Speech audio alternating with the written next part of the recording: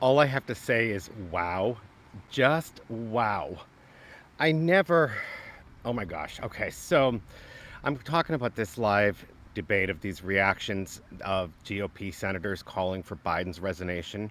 As a gay conservative, I watched last night's debate with a mix of anticipation and concern, eager to hear what our leaders would address the nation's critical issues. What unfolded left me in utter disbelief. President Biden's remarks were nothing short of astounding. Wow. I couldn't hardly believe my ears when he said he wouldn't have chosen Vice President Trump as his running mate if she wasn't capable. He called her he called his Vice President running mate a she, a female, if she wasn't capable. How does he get away with this? How? So let's go on even further. Then he goes, she's amazing. President Trump, Vice President Trump. That was just, how could you mess that up? And how could Democrats deny the fact there isn't an issue? Well, the fact is they aren't. They do know there's an issue. 19 GOP senators have asked for his resignation. Now I'm going to go further into this. This his statement was baffling, leaving me questioning his. I already knew his character and decision-making abilities were corrupt, but I didn't know. I mean, how can he hold the keys to our nuclear system? How can he hold the keys? And I loved how he said, "Oh, I'm guided by all these people. They tell me what to say. They even write it on this little sheet of paper." Are you kidding me? Seriously?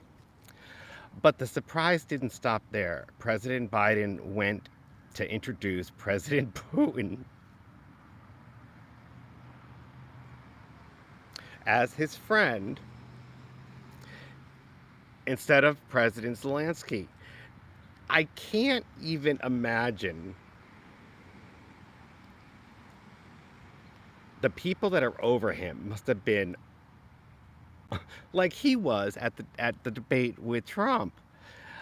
This unexpected pairing was shocking, giving their adverse history, I guess you could say. It was a moment that highlighted the unprecedented nature of international relations under the current administration that we have. It's hard. It's hard. I pray for him. But I also pray for those who support him. I don't. I won't. I can't. It goes against my belief, my feeling, my gut. The reaction from prominent Democrat figures only added to the confusion. Nancy Pelosi and Barack Obama appeared to be backpedaling on President Biden's condition, furthering fueling concerns about his capacity to lead the nation. Their hesitation to address the issue directly is unsettling to myself and I'm sure millions of Americans, raising serious concerns about transparency, accountability within the Democratic Party. How am I supposed to even support or trust our vice president if she can't even admit it? If she's defending him, people are defending him, how are we supposed to trust any of them? That's a question I would love to hear from you in the comments, because this is really, I have been working on this all day long. I've been praying.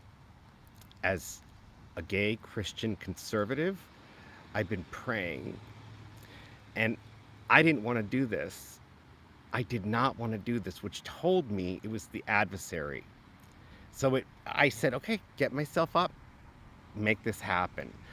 but there's at least 12 hours I went into scripting this and preparing this for you. And I am praying that it helps someone. I always say just the one. Adding to the drama, almost 19 Democratic senators have now called for President Biden to step down. This is more than a political disagreement. It's a full-blown crisis within their own party. A full-blown crisis. Which, again, it's political upheaval. They can't even manage their own party. How can they manage? When I think about the prophet of my church, as a member of the Church of Jesus Christ of Latter-day Saints, I think about the quorum of the 12. This doesn't happen. Everything's managed. We follow the prophet. We follow the prophet. We follow the teachings of Christ, our Savior. The Democratic Party really should do some research into our church and how we spread and promote peace. As I reflect on the debate, I'm left with a deep sense of urgency and concern. How can a man who has these choices and in question is held accountable for the nuclear keys of our nation? The stakes have never been higher. The decisions made in the coming days will shape the future of our country. This pivotal moment for us, for all of us as citizens, must stay informed, engaged, and ready to hold our leaders accountable. Our nation's security and prosperity depends upon it. Now, as I sit in this park in Glastonbury, Connecticut, it's honoring World War II veterans that have died and served in World War II in Glastonbury, Connecticut, where I live.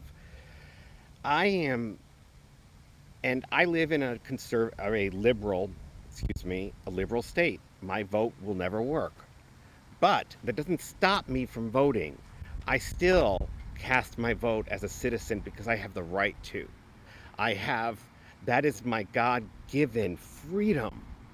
Our freedom. Do you know what countries would give to have our freedom? I reflect on the fact that in my town, in Glastonbury, there's a small nugget of farmers up in the hill that are conservative. But everybody else, the new people in the town, are liberal. I love them. I would break bread with them. I may not agree with their decisions, but I will always love them as a brother or sister. That's the way I look at it. So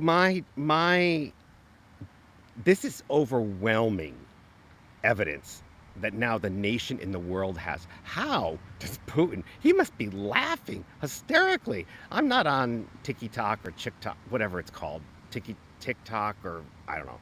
I'm not on that, but I'm sure people are having a field day. I have an account, I just don't use it. And to me, it's like where the adversary lives. It's just my own personal opinion.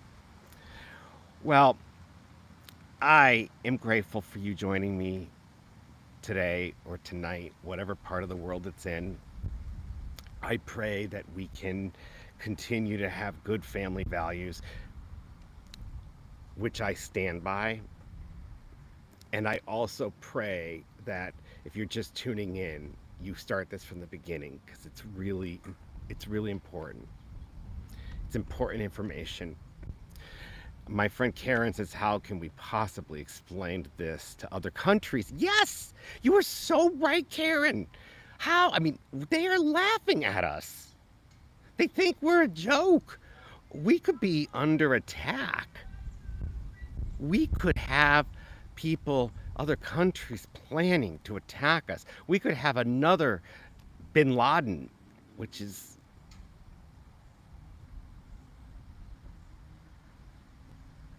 Biden, bin Laden. Um, we could have another major attack put on us, and I wouldn't trust the commander in chief. And I also wouldn't trust his vice president and his team for guiding him to continue to stay in office. And Karen further says in another comment, they really are. People I know have said they've watched and shaken their heads. So my friend Karen lives in Utah, but she's from Europe, and it's so she. I hear this a lot. I have a friend who's Catholic and Polish, and we're good friends. And she went to my baptism. She says, Dennis, people just laugh at us over there. They just laugh. And I remember once, it was right when, I think it was when Trump was first elected. I went to Canada. Big mistake. I'm sorry. The news there is so different. Like, they just were making fun of Trump. They were, laughing and joking. I mean, they were really, it wasn't like, yeah, I know the media does that now, but this was really all out, like calling Americans stupid for electing him. And it just wasn't honest journalism as I saw it. Now, with all respect to my friends in Canada, I love you. You make the best maple syrup. Love it. Use it on my waffles and my pancakes when I have them. But I gotta say, so with all, respect to them, I may have been on the wrong channel in the hotel. I may have not been educated myself as to what is a good channel to go on because it was unfamiliar territory. First, a lot of it was in French, and I don't speak French. So I just got to say to my friends in Canada, I apologize if I offended you, but I'm saying it how I perceived it. And that's what I am, is all about being transparent, honest, and when I make a mistake, I admit it. When I mess up, I'm the first to say, I'm sorry, I messed up. Thank you for joining me. I look forward to your comments and thoughts, and I'm praying for our nation. I'm praying for our leaders. Have an awesome day. Make it yours.